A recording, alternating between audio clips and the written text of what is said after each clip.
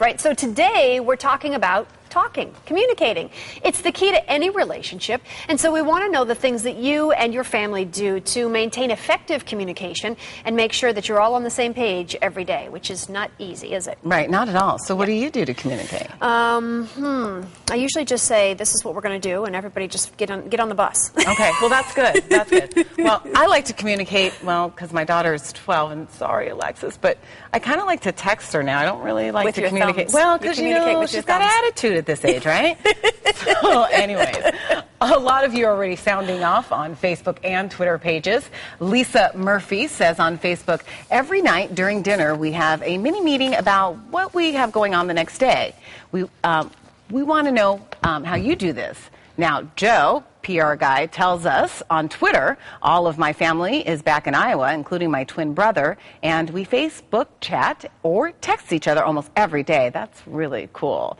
And Dewana Michael Schulman says, we sit down for dinner every night as a family. We also utilize Skype to stay in touch with loved ones that are all over the country. Now, that is a great way to communicate.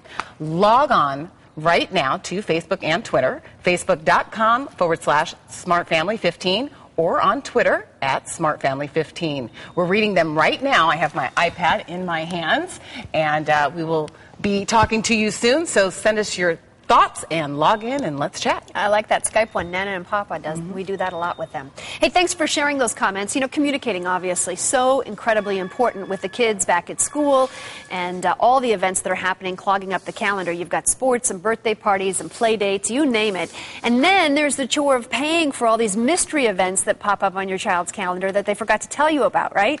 So joining us on Skype from New Jersey to help put you back in control of all this chaos is pediatrician and the creator of the Simply Parenting series, Dr. Marianne Loframento. Dr. Loframento, thanks for joining us this afternoon. Oh, it's my pleasure. Welcome to your new show. Thank All the you. best. Thank you. So every year we vow to get organized as the school year starts, and yet it seems like a month into it and it's total chaos already for most households, and we feel like we've been run over by the school bus already. Help us gain control of this entire chaos. Well, I think many families end up in the same predicament. And all of this can be prevented, I think, with a little planning and a little communication, just as you've been talking about. So there's always one parent in the family who is parent central. And that is the parent who everything that happens to any child in that family runs through that one parent. It's like being an air traffic controller. And almost as difficult. So you really say to be able to create harmony with Parent Central, you really need to sit down in 3 really important meetings. And the first one you say is the schedule meeting. What is that?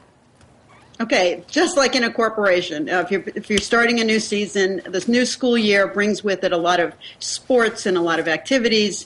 So Parent Central is the leader of the meeting, and you sit down and you literally put on the table with a big calendar everything that's going to happen to all those children for the next several months. And it's the child's responsibility, and as they get older, they can participate, and they must participate by saying everything that they are involved in and all their responsibilities, and it has to go on the calendar. Okay. This way, if we're doing carpooling, we know who to pick up when. When, yeah, that's chaotic in itself. You also say the finance meeting is important, and it's amazing how many things pop up that you just didn't budget for. Absolutely. And again, you have to start getting your kids to be responsible. And you have to let them know up front what equipment you can pay for, what activities can be paid for, and then what things they can earn money for to go towards expenses. So if you need new skates to play hockey, maybe the child has to kick in a little bit, doing some chores or getting some babysitting or other work around the yards to help pay for that. Good idea. How about the responsibility meeting? That's the third one that you say is critical. I think this is probably absolutely the most important. And I'll tell you why. This is where you put everything on the table.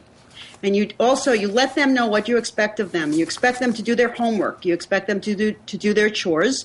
You expect them to fulfill their religious commitments if they have some, if they're going to have a bar mitzvah or if they're going to have a community project that they must do for something. So it's very, very important to make sure they understand that's their responsibility. All right. So it's also a really good time to put everything that you expect from them. If they're going to be after school and not supervised for any amount of time, let them know the rules up front of what you expect them to do in the house. Very cool. So a schedule meeting, a finance meeting, and a responsibility meeting, all helping get Parent Central running smoothly. Dr. Marianne Lofermento, thanks for being with us from New Jersey. We appreciate it. Hey, if you would like some more Simply Parenting tips, you can log on to our website at abc15.com, click on the lifestyle link, and then Smart Family, and we'll link you to Dr. Lofermento's Simply Parenting books and DVDs.